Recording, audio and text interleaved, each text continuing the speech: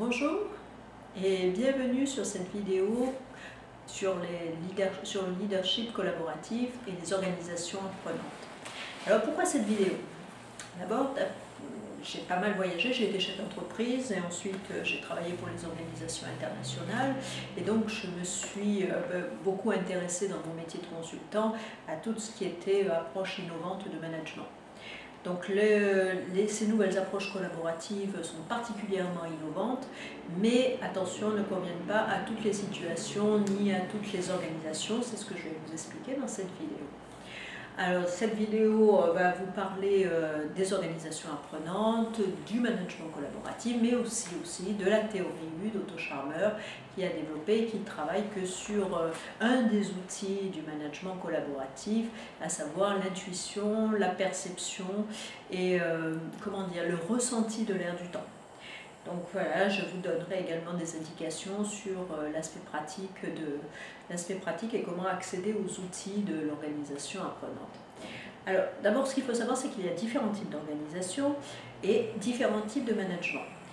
Mais une organisation ne correspond pas à un management. Dans une organisation, que ce soit en silo, que ce soit une organisation donc hiérarchique, une organisation autour d'un projet ou une organisation en réseau, donc vous pouvez trouver différents types de management.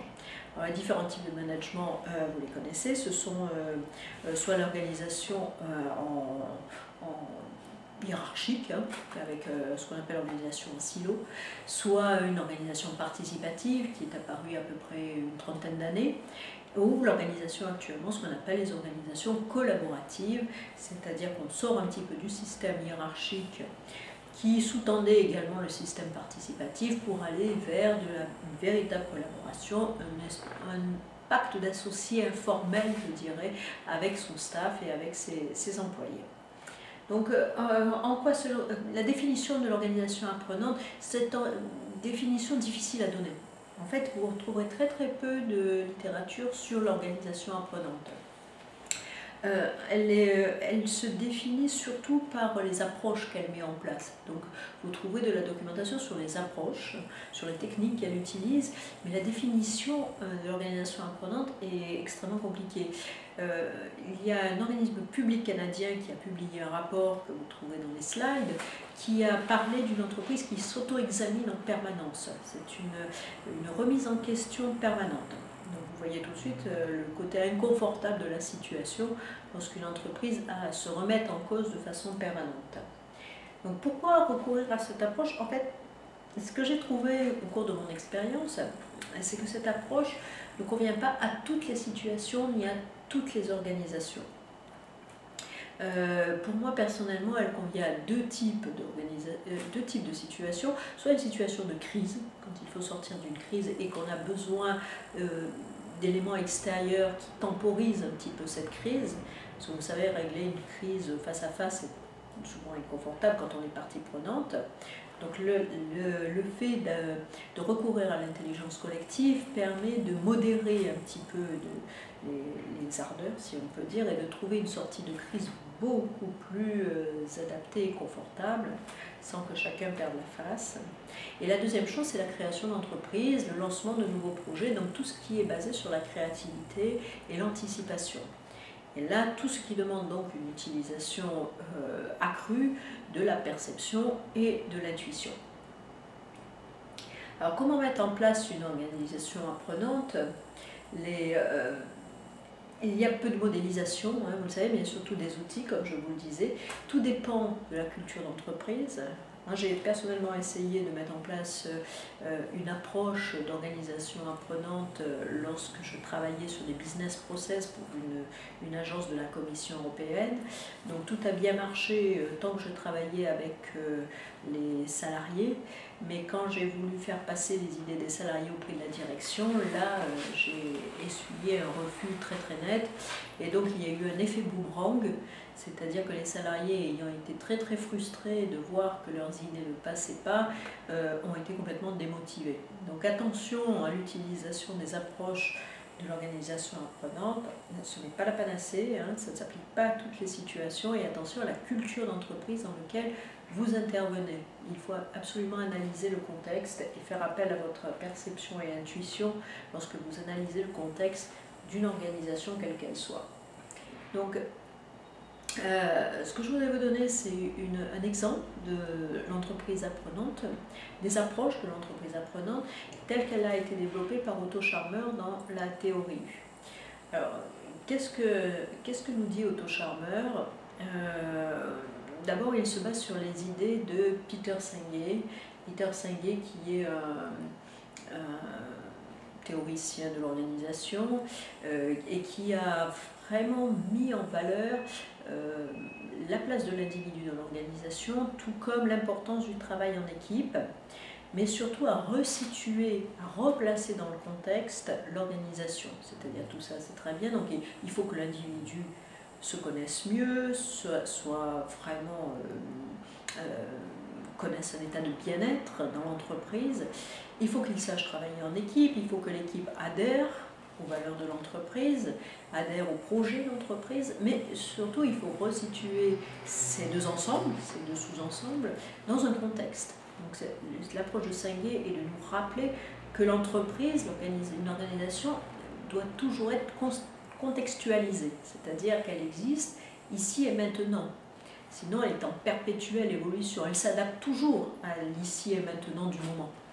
Donc, et c'est ça, c'est ce qui est le plus important, et c'est ce dernier point sur lequel Otto Scharmer a bâti sa théorie, c'est-à-dire le contexte, la perception du contexte. Donc, que nous dit Peter Senge? Pour être une entreprise apprenante, d'abord, il faut s'ouvrir à l'espace-temps qui nous entoure, il faut qu'il y ait aussi bien un développement personnel qu'un développement de l'entreprise, les deux marchent ensemble, et il faut que tout cela fonctionne harmonieusement. Donc il n'y a pas de développement de l'homme sans développement d'entreprise et vice-versa.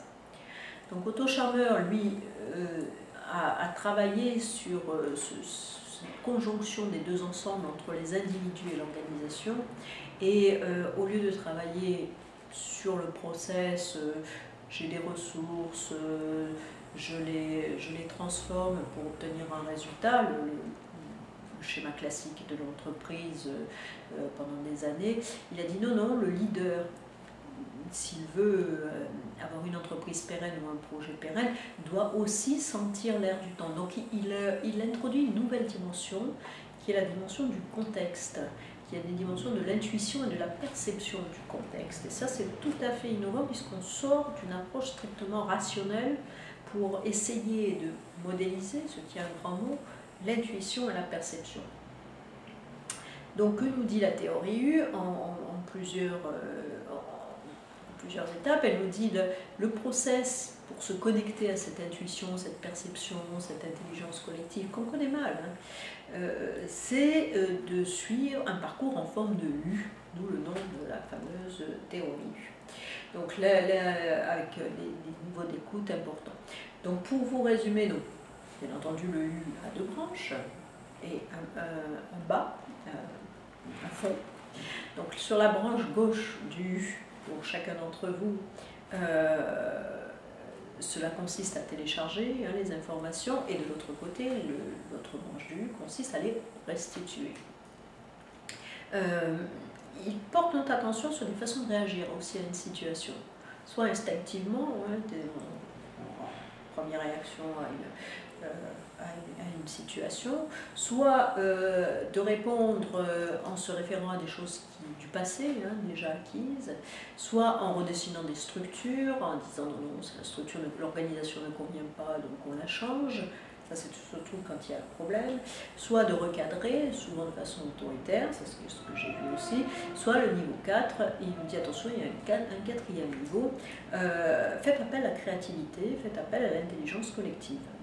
Il y a une intuition individuelle, il y a une intuition collective, ce qu'on appelle un égrégore dans une entreprise. Faites-y appel, puisque c'est là que vous trouverez la solution. Donc, c'est ce qu'il appelle le trou noir. C'est-à-dire, vous savez, en astronomie, il y a ce trou noir qui ont été repérés par les astronomes, et en fait, qui est plein de vide. En l'occurrence, ici, plein d'informations. L'information que l'on reçoit inconsciemment, est là que Otto Scharmer, suite à une série d'exercices qu'il a mis en place, nous fait restituer dans une intention donnée, c'est-à-dire en l'occurrence pour créer un projet ou pour sortir d'une situation de crise. Donc je vous dis les deux branches du U, on descend, on télécharge les informations, on établit la confiance dans l'autre, on réfléchit sur soi-même, on se retire avec toutes ces informations qu'on a téléchargées, on les restitue sous forme de projet ou de solution à une crise. Donc c'est tout de même un process assez structuré et qui vise à une action, hein, qui n'est pas un process en lui-même qui est destiné à mieux nous faire connaître, à nous faire travailler, mieux nous faire travailler en équipe. Non, non, c'est tout de même vraiment tout un process qui vise à mettre en place un projet ou une solution. Donc on a un aspect très très pragmatique dans la théorie, très très fort. La deuxième chose sur laquelle il insiste, c'est surtout l'écoute. Attention à l'écoute, que ce soit une écoute individuelle. Il part du principe que si on veut que les choses changent, il faut se changer soi-même. Et pour se changer soi-même, l'écoute, élargir son écoute, élargir son champ de conscience est un élément primordial. Donc écouter qui je suis par rapport à qu'est-ce qu'on attend de moi, quel rôle je joue, écouter l'autre pour essayer de lui apporter une solution, l'écouter de façon empathique, ce qui est très sympathique, mais très bien, mais n'est pas très créatif, ou soit travailler vraiment avec l'autre, l'écouter pour enrichir sa pensée, ce qui est encore un autre niveau d'intervention d'écoute. Et c'est ce qu'il appelle l'écoute générative, c'est-à-dire la dernière forme d'écoute, la forme la plus achevée d'écoute pour Otto Scharmer, c'est l'écoute générative qui va permettre d'obtenir, encore une fois, une solution ou faire émerger un projet ici et maintenant. Projet qui correspond à l'heure du temps. Donc je vous ai mis, vous trouverez sur mon site surtout un projet mené avec la théorie d'Otto Scharmer pour vous montrer quel type d'outil il utilise. Vous trouverez plein d'informations sur cet outil, sur le site qu'il a créé, le site du Presensing Institute. Presensing comme présence avec ING à la fin, Institute, c'est un institut qui a été monté à Boston, au MIT de Boston, et qui est particulièrement efficace, et je vous invite à aller regarder tous les outils qu'il a mis en place, en anglais, malheureusement.